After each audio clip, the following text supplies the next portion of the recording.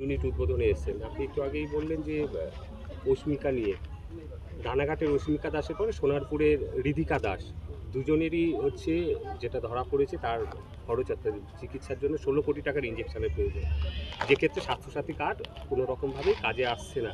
সেই জায়গা থেকে আপনারা কিভাবে পাশে দাঁড়াবেন? দেখুন, আমার সঙ্গে এই ব্যাপারে কথাবার্তা হয়েছে। আমাদের যে প্রিন্সিপাল সেক্রেটারি যিনি রয়েছেন আমাদের স্বাস্থ্য দপ্তরের, তিনি এবং ডিএসএইচ তাকেও আমি বলেছিলাম, মুখ্যমন্ত্রীর দপ্তরে ওনার সেক্রেটারির সঙ্গে কথা বলেছিলাম। ওরা বলেছিলেন একটা অল্টারনেটিভ ট্রিটমেন্ট বেরিয়েছে, সেই ট্রিটমেন্টটা বিভিন্ন জায়গায় দেওয়া হচ্ছে। আমাদের বারুইপুরের একটি বাচ্চা, তাকেও ঠিক 16 কোটি টাকার একটা ইঞ্জেকশনের প্রেসক্রাইব করা হয়েছে।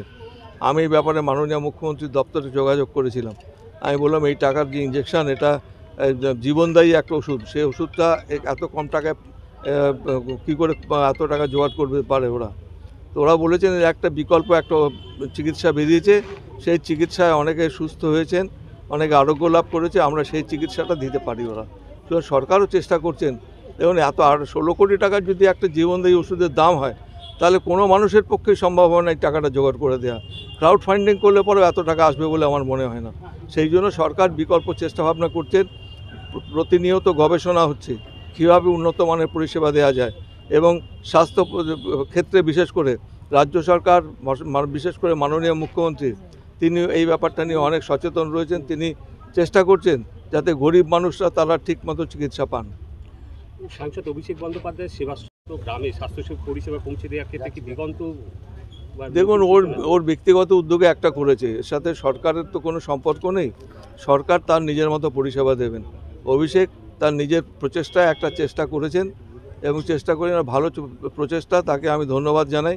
কিন্তু সরকারি প্রচেষ্টার বাদ দিয়ে এই ধরনের প্রচেষ্টায় সেইভাবে চিকিৎসা আসতে পারবে বা চিকিৎসার পরিবর্তন হতে পারবে বলে আমি বিশ্বাস করি না। সরকারি চিকিৎসা সরকারকেই দায়িত্ব নিয়ে করতে হবে। কোনো ব্যক্তিগত মানুষ সরকারি চিকিৎসার দায়িত্ব নিয়ে করবেন, এটা কতটা সম্ভব হবে এটা আমার পক্ষে বলা খুব মুশকিল। ভারত বাংলাদেশ বর্ডারে দিবসের আগে প্রচুর জায়গা আছে যেখানে কিনা এখনো পর্যন্ত ফেন্সিং দেওয়া সম্ভব হয়নি জমি জটের কারণে। সেই জায়গা থেকে আপনি কি বলবেন? সরকার তো ব্যাপারে, এটা কেন্দ্র সরকারের দায়িত্ব। রাজ্য সরকার সব ব্যাপারে সহযোগিতা করতে রাজি রয়েছেন। মাননীয় মুখ্যমন্ত্রী তিনিও বলেছেন এই ব্যাপারটা যদি এরা তৎপর হয়ে কেন্দ্র সরকার যদি দায়িত্বটা নেয়, সরকার, রাজ্য সরকার সবভাবে তাদের সহযোগিতা করবেন। এটা আমরাও চাই যে আমাদের দুটো দেশের মধ্যে যে বেড়া দিয়ে বিশেষ করে ডিমার্কেশনটা প্রপারলি হোক, কারণ ওখান থেকে অনেক ইনট্রুড করে পশ্চিমবঙ্গে ঢুকে আসছে। এটা আমাদের পক্ষে নিরাপত্তার ক্ষেত্রে আমাদের অনেক চিন্তার বিষয়।